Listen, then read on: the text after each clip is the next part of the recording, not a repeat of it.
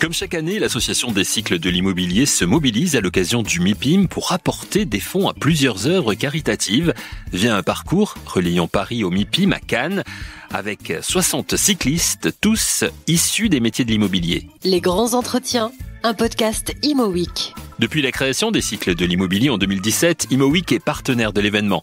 Évoquons l'édition 2024 avec le président des cycles de l'immobilier, Sébastien Masson, et avec Séverine Guilhuy, membre du bureau en charge notamment de la communication. Nous les retrouvons à Givors, à quelques minutes du départ en direction de Cannes, que les cyclistes vont atteindre lundi vers 16h.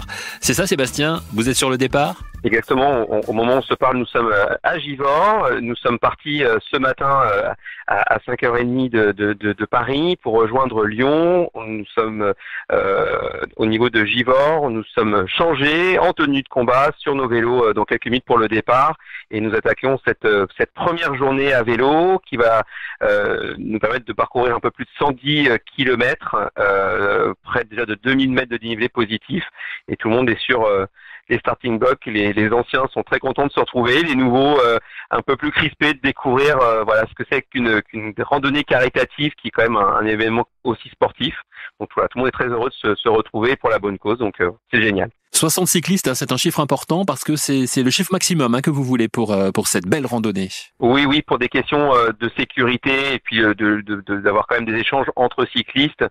Nous sommes 60 participants à vélo, mais nous avons une caravane qui nous encadre au quotidien pour notre bien-être et pour notre sécurité.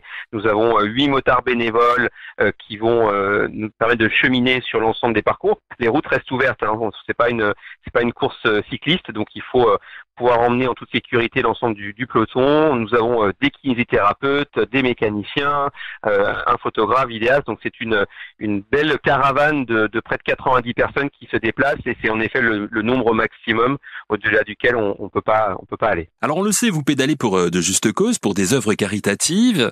Séverine, quelles sont les œuvres concernées cette année et comment est-ce que vous récoltez les fonds qui leur sont destinés?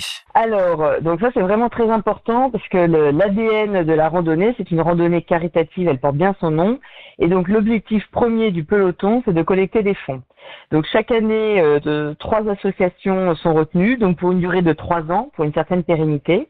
Donc pour cette année 2024, nous accompagnons l'association Blanche VLM. C'est une association qui lève des fonds pour poursuivre la recherche contre la mucoviscidose. Parce que un des papas du peloton a une petite fille blanche qui est atteinte de la mucoviscidose et donc on est tous confiants pour que la recherche avance. La deuxième association que nous soutenons arrive cette année en 2024, c'est Imagine for Margot.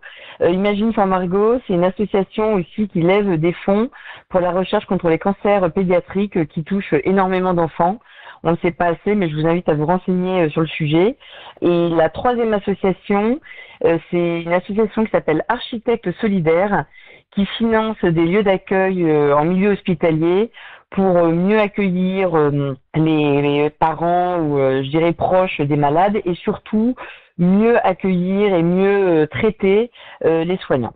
Donc, comment est-ce qu'on récolte des fonds? Alors, chaque cycliste du peloton est invité à ouvrir une cagnotte et à mobiliser tout son entourage professionnel et personnel pour lever des fonds et les mobiliser à cet effet. Alors là, on aimerait en 2024, ce sera peut-être un petit peu ambitieux, mais atteindre le 1 million d'euros collectés depuis que la randonnée existe.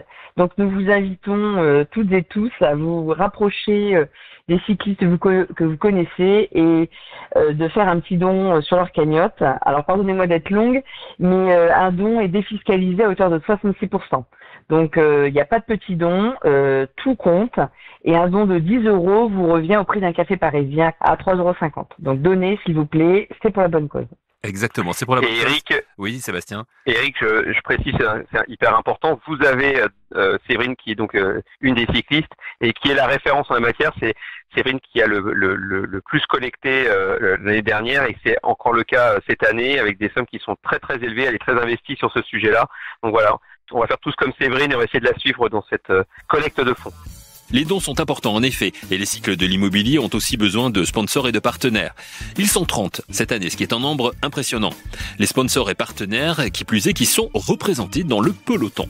Sébastien Masson nous en parle. Oui, tout à fait. Alors on a eu de la chance et on les remercie puisque sans ces sponsors qui nous aident financièrement à organiser la randonnée, si vous voulez, un cycliste quand il fait la randonnée, il participe, il paye, on va dire, ses coûts et de sa descente, mais on a, comme je vous l'ai expliqué au début, 27 accompagnants qui nous sécurisent et qui sont là pour notre bien-être. Et sans les sponsors, on ne pourrait pas avoir ce niveau de sécurité et cette caravane autour de nous. Donc c'est vraiment grâce aux sponsors que l'on remercie très chaleureusement.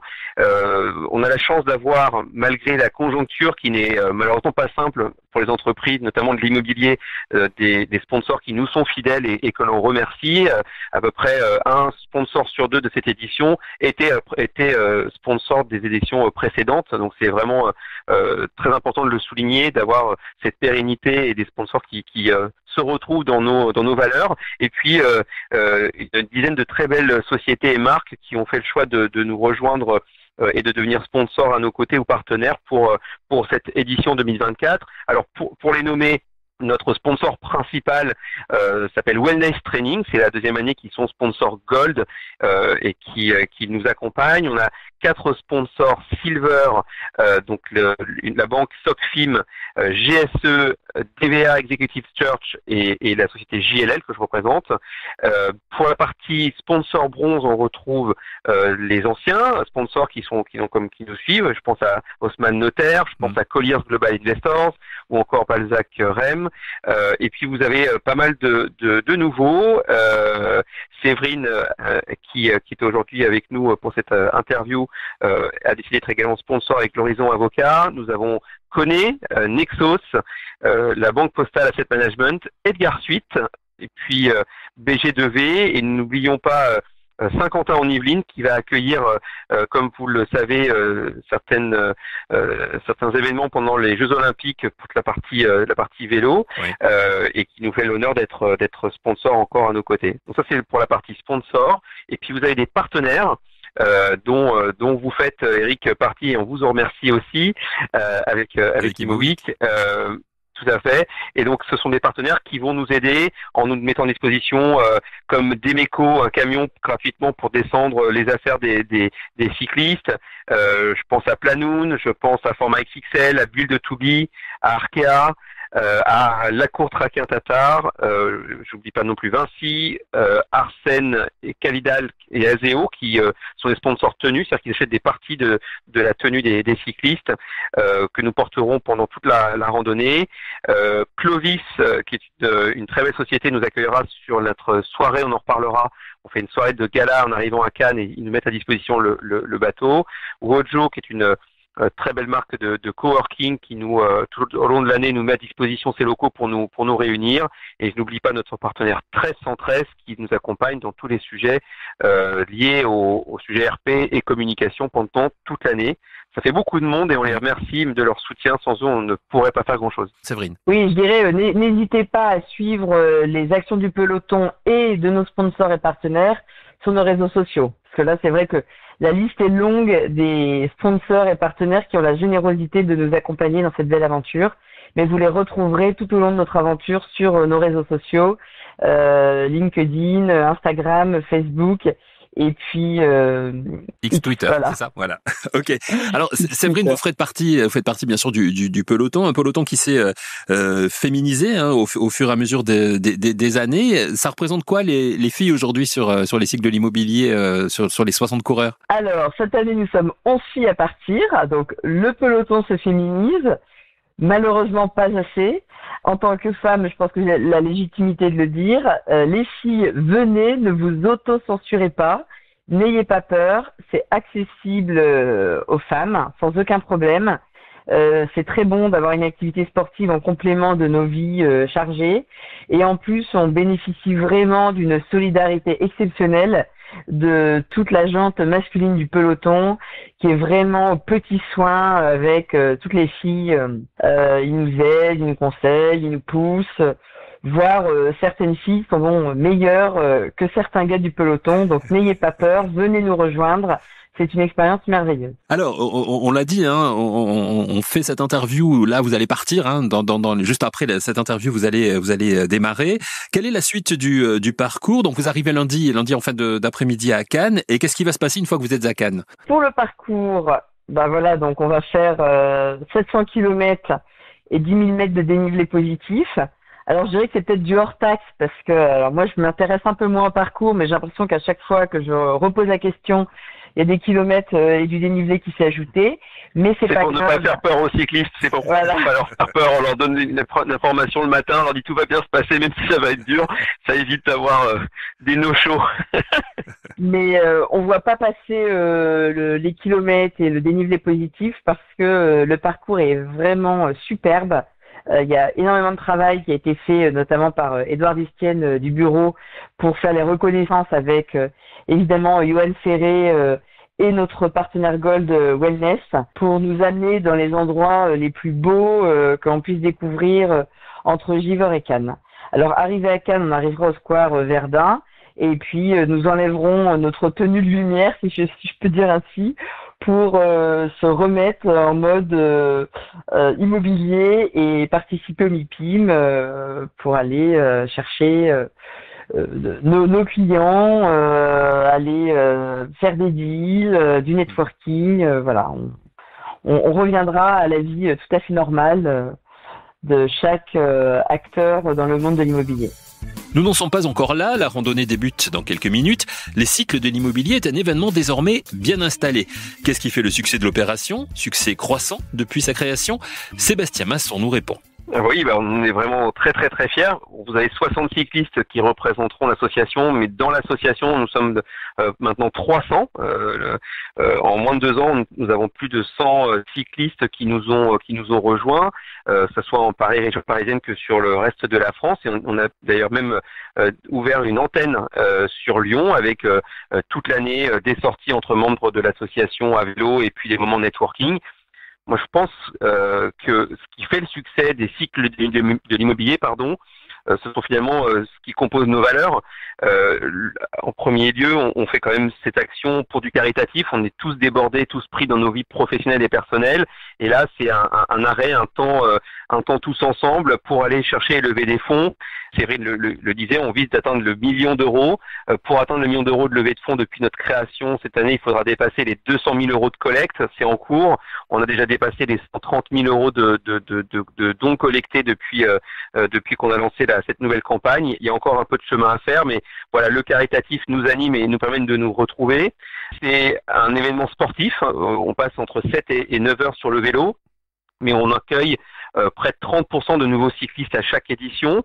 Sur les 30%, vous avez 7 nouveaux cyclistes, quand je dis nouveaux, qui ont commencé le vélo en septembre. Et notre enjeu bureau et notre enjeu organisation, c'est de faire en sorte que les plus forts, les plus costauds, ceux qui ont le plus l'habitude de rouler, soient au service et au rythme des plus débutants pour que ça soit vraiment une randonnée ensemble, en groupe. Notre devise, c'est tous ensemble. Donc on part ensemble, on arrive ensemble. Et ça, c'est quand même assez fort. C'est vraiment pas une course, c'est un moment unique. On se crée, je vais même oser le dire, des amis et des connaissances fortes. On se retrouve en dehors même de l'association. Donc c'est aussi créer ces liens d'amitié-là. Et puis voilà, quand vous arrivez à Cannes avec un grand sourire et que vous retrouvez les 60 cyclistes quand ils se croisent et qu'ils se prennent dans les bras, ça donne envie à d'autres de venir. L'année dernière, en arrivant au Paris MIPIM, je crois qu'il y a eu 15 ou 20 personnes qui se sont dit challenge, moi je veux être là l'année prochaine. Sur ces 15 ou 20, il y en a 5 qui prennent le vélo avec nous ce matin. Donc voilà, c'est ça, c'est un moment fort. Et puis dernier point, on n'en parle peut-être pas toujours assez et il faudrait. C'est aussi une manière de promouvoir les mobilités douces. On est dans une démarche RSE très forte. On est soucieux encore plus cette année et on vous fera un retour, mais on va faire attention d'être le moins énergivore possible dans notre descente. On a limité cette année le nombre de véhicules suiveurs. On a pris des véhicules électriques autant que possible. On a acheté des produits made in France, fabriqués en France, notamment pour les tenues. Et c'est ça aussi les enjeux, les valeurs de notre association, c'est de promouvoir les mobilités douces et de faire faire un peu attention à l'environnement. Et ce sont des choses qui nous tiennent à cœur. Séverine, c'est un travail de longue haleine, j'imagine. Les cycles de l'immobilier, c'est toute l'année. Comment est-ce que vous travaillez tout au long de l'année justement pour préparer les éditions de mars qui vont vers le MIPIM? Alors, nous avons la chance d'avoir un bureau bien regroupé avec un président exceptionnel, Sébastien Masson. Je dis pas ça parce que je passe à la radio. Merci. Franchement, Sébastien, tu fais un boulot extraordinaire et je le dis et je tiens à le redire parce que c'est vraiment la cheville ouvrière du bureau. Donc ensuite, autour, chacun a reçu ses missions. Bon, on est des professionnels de l'immobilier, on sait travailler en équipe, on sait ce que c'est que les méthodes de travail collaboratif. Donc on utilise toute notre méthodologie professionnelle au service de l'association. Donc chacun a ses tâches. On suit ça de manière très précise avec des outils collaboratifs. Et puis surtout, on a la chance d'avoir des partenaires qui sont très efficaces. Sur la communication, on est accompagné avec l'agence 1313. Sur la logistique, on a affaire à Yves Novak, Mécano Event, qui lui va regrouper un certain nombre de compétences pour que la logistique du peloton ne pose aucune difficulté. On est accompagné aussi par une association de motards avec des anciens de la gendarmerie qui ont l'habitude d'accompagner des pelotons cyclistes. Donc, on fait quand même une randonnée en toute sécurité et ça, c'est vraiment agréable. Et puis, on a une cheville ouvrière aussi, Charlotte Sieng, qui est un peu la permanente de l'association et qui est extrêmement dévouée pour nous aider sur tous les sujets administratifs et coordonner tout ce monde qui œuvre pour la randonnée et puis pour tous les autres événements qui sont organisés tout au long de l'année par l'association. Avant de vous laisser partir sur vos vélos pour ces 5 jours de randonnée et de vous retrouver lundi au MIPIM, à tous les deux, j'ai envie de vous poser cette dernière question. On le sait, nous sommes sur une période économiquement difficile pour les différents professionnels de l'immobilier. Est-ce qu'il y a quand même, malgré tout, en ce mois de mars 2024, des raisons d'espérer selon vous? Et j'imagine qu'une manifestation comme les cycles de l'immobilier en fait partie. C'est une très bonne question. Sur les aspects purement économiques et sur les sujets liés à l'immobilier, j'ai envie de vous donner rendez-vous au MIPIM et on sera quand même une tendance et ça nous donnera, je pense, une lecture de ce que pourrait être notre année 2024. On a vécu l'année 2023 qui est compliquée. On va pas se cacher que le début de l'année 2024 est plutôt dans la même essence que l'année 2023. Maintenant, on attend plutôt un meilleur second semestre d'un point de vue professionnel sur les marchés de la transaction, que ce soit de l'investissement ou locatif. Là, je parle avec ma casquette JLL et brokerage. Donc, des raisons d'espérer, oui. On part avec quelques jours d'avance au MIPIM. Donc des raisons d'espérer aussi retrouver nos clients et avoir envie avec nos clients de construire de belles choses, de se retrouver autour de deals, de beaux projets immobiliers dans les prochains mois. Et puis les cycles de l'immobilier, c'est une petite part d'espoir pour 3 très belles associations. J'y reviens et on se mobilise pour ça et je trouve que c'est génial et ça donne de l'espoir à d'autres. Donc soyons heureux d'avoir la chance de se rendre à Cannes en vélo, de se retrouver dans des conditions MIPIM à Cannes qui sont quand même juste exceptionnelles. Et je suis certain qu'il y aura beaucoup de raisons de repartir de Cannes avec des beaux projets d'avenir dans toute la partie immobilière. Bon, voilà, en tout cas mon avis. Si je peux ajouter le mien, Eric, oui. C'est comme dans un peloton cycliste. Il y a des moments difficiles, il y a des moments plus faciles. Et ce qui est important, c'est de rester connectés les uns avec les autres. Et c'est là qu'on retrouve aussi les ressources dans les moments difficiles. Et ça nous oblige à persévérer et à être plus proactifs pour aller chercher de la valeur. Et pour moi, le marché immobilier, oui, il y a des moments difficiles, mais c'est des cycles, tout le monde le sait, c'est qu'à le dire. Et c'est comme dans les cycles de l'immobilier. Dans les moments difficiles, c'est pas le moment de lâcher et c'est plutôt le moment de tous se tenir et de rester solidaires. La solidarité, maître mot des cycles de l'immobilier. Le départ dans quelques instants. On souhaite une très belle randonnée à Sébastien Masson, Séverine Guilhuy et les 58 autres cyclistes de la randonnée 2024. Et rendez-vous lundi en fin d'après-midi à Cannes, au Palais des Festivals pour le MIPIM. Merci d'avoir écouté cette émission et rendez-vous la semaine prochaine pour un nouvel épisode de Les Grands Entretiens, un podcast Imo Week.